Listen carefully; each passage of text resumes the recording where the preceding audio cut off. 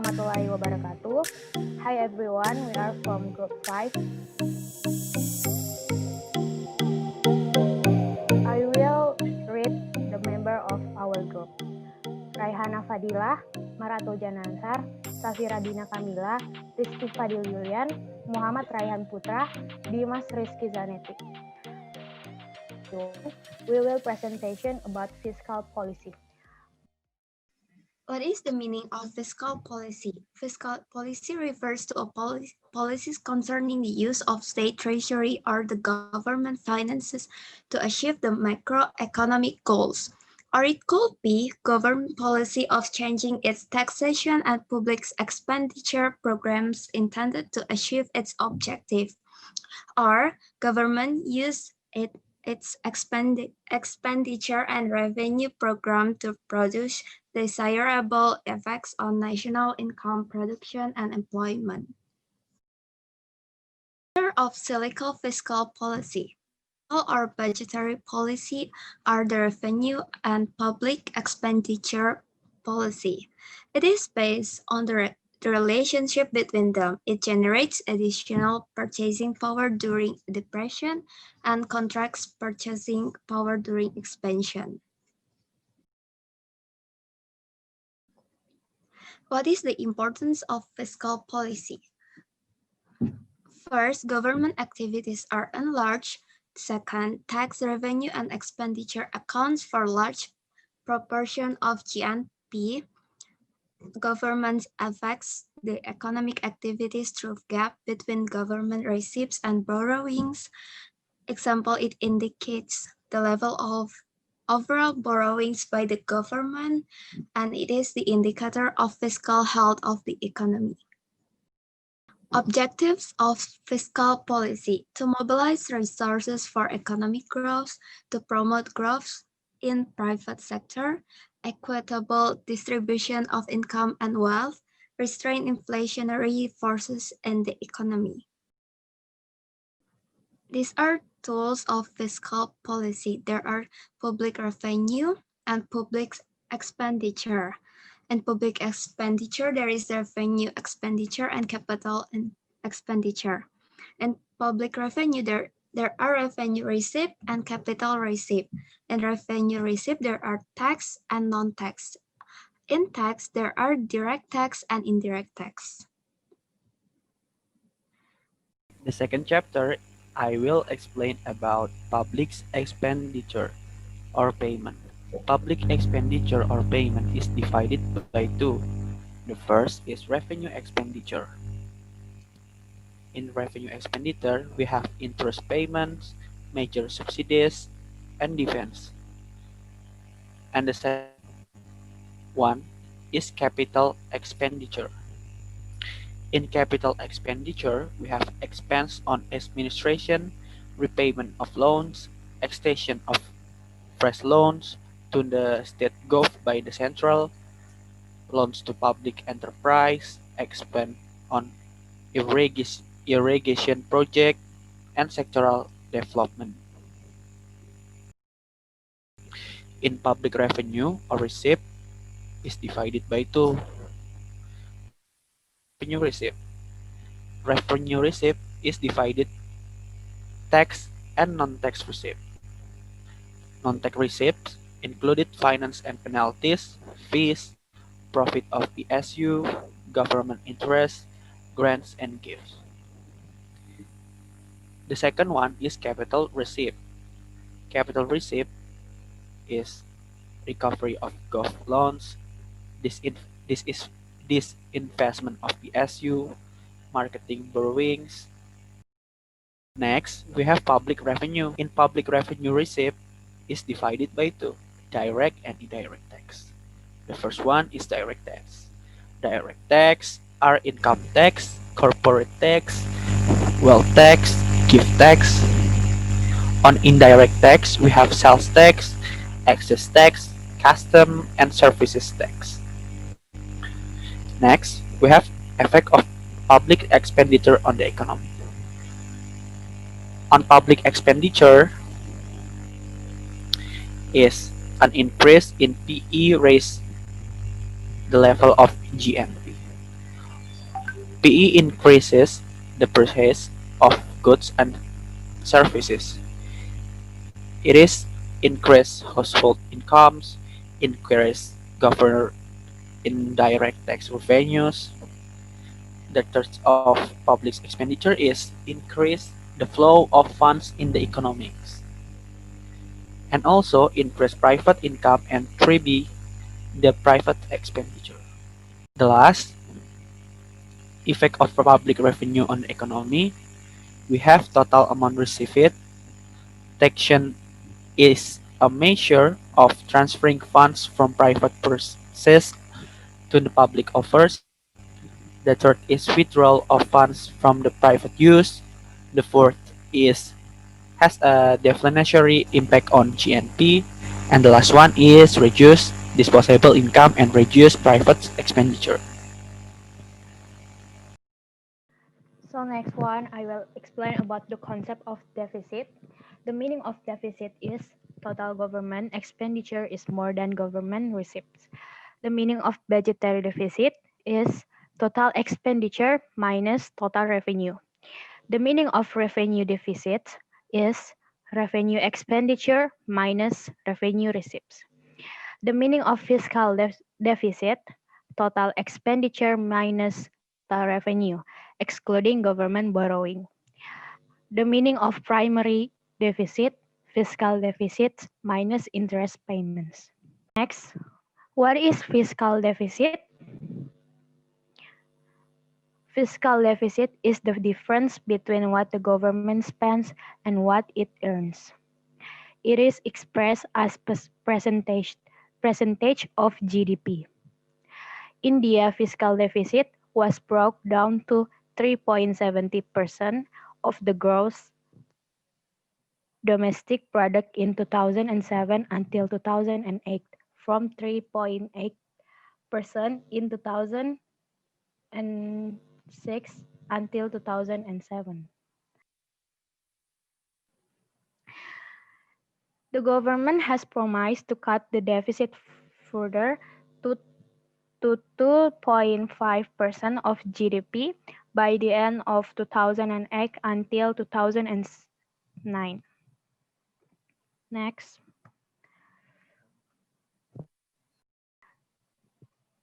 After this, I will presentation about the kinds of fiscal.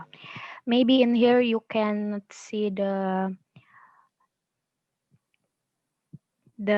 pictures, but we have like branches in here: fiscal policy and discretionary fiscal policy and non-discrete. And then in discrete we have two branches: anti-recessionary fiscal policy and anti-inflationary fiscal policy. And the discretionary fiscal policy, first, anti-recessionary fiscal policy, aggregate demand decreases, private investment fall, will be going to be a deflationary gap. After that, we have anti-recessionary fiscal policy, have two branches. There are increase in government expenditure and then reduction in taxes. Uh, there are increase in gov expenditure. How does gov increase expenditure? And the first, public works, building roads, dam, ports, telecommunication links, irrigation works, and electrification of new areas. And second, gov by various types of goods and material. And third, employ labor. What is going to be the effect? Direct effect, increase in income on supplier and sellers, and increase in demand for capital goods. And indirect effect, there are consumption increases, increase in demand for consumer goods, and expansion in output, generates employment and income. How large should be the increase in expenditure? Magnitude of GNP gap caused by deflationary gap. How to how to finance gov expenditure of budget deficit, borrowing, and the first market loans and borrowings, and two small savings. Borrowing is anti-inflationary. They are borrow from the public, compete with the businessman, private investment, demand will rise, the demand for loans, rise the rate of interest, will increase the inflation. And B, creation of new money, deficit financing. They are will not reduce private investment and full expansionary rise in job expenditure can be realized. Monetization of budget deficit. Uh, Reduction in tax, what is going to be the effect? There are increase in the disposable income, increase in consumption, employment will increase, national income and output. Lead to increase in budget deficit, need to be financed by borrowing or creation of money. And next,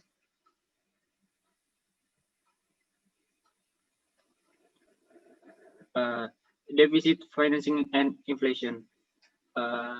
This helping to promote economic growth. Resources required for development exceed the amount which can be raised by normal ways, taxation, borrowing, surplus, and economic development can be achieved by investment. And for investment, gov need to resort to deficit financing. Does deficit financing lead to inflation? Not necessary. If supply of output is also increasing with demand, but in short run, it might turn inflationary in developing economies as there is dearth of capital and long-term investment project does not add to supply of consumer goods. And my friend, next slide. Policy option. What is better, gov expenditure or taxes for stabilization? Here depends on the role of public sector.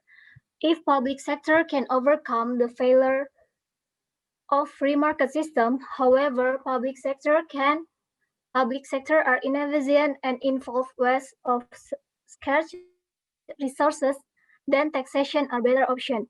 Also depends upon the magnitude of effect of expenditure and tax multiplier. Second, anti-inflationary fiscal policy. Aggregate demand increases, private investment rises will be going to inflationary gap. Anti-inflationary fiscal policy divided into two, reducing gov expenditure and increase in taxes. A. Reducing gov expenditure. How does gov reduce expenditure? Reducing expenditure on non-development or unproductive heads like defense, subsidies, transfer payments. Decrease in income. Reduces excess demand. B. Increases taxes. What is going to happen? Its increase in taxes, income, wealth, and corporate reduces the disposable income, consumption reduces, and aggregate demand reduces, leads to increase in budget surplus.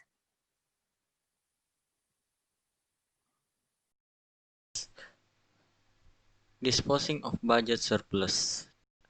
The first, retiring public debt. They are pay back the outstanding debt, all weaken in anti-inflationary effect, and money supply to the public. Public will spend money, increase consumption, demand, expansion of money supply, all lower rate of interest. Second, impounding of public debt. They are surplus to be kept idle. And the next, non-discretionary fiscal policy. Taxes and expenditure vary automatically with changes in national income, with will stabilization and inflation will be shorter and less intense. And first, personal income taxes. They are direct relation in between tax revenue and level of income. higher national income, citizens have to pay higher taxes, which reduce the disposable income and the consumption demand. Fall in national income. In recession, lower taxes but aggregate demand does not fall. And the second, corporation income taxes. Company pay percentage of profit as tax. Revenue rise during inflation with reduced aggregate demand. Revenue fall in increase which then offset the decline demand. And the third, transfer payment, employment and welfare benefit subsidy. They are it's a fiscal instrument which redistributes income in favor of poor. In resident transfer payment increases gov expenditure increase agreement demand. In prosperity pass transfer payment decrease reduce demand and inflation. In the fourth, comparative dividend policy. Comparative follow a stable dividend policy. Permit individual to spend more during recession, less during prosperity phase. Success of the largely depend upon tax compliance, honest declaration of income, stable dividend policy, and transparent economic system. The next, implication of large fiscal deficit. And the first, borrow from with and outside the country led to increase in public debt and its burden. And the second, financing through deficient financing lead to creating of money and may lead to rise price or inflation. And the third, adversely affect economic growth. They are due to large revenue deficit, a smaller amount are lower productive investment in infrastructure and social capital, education and health.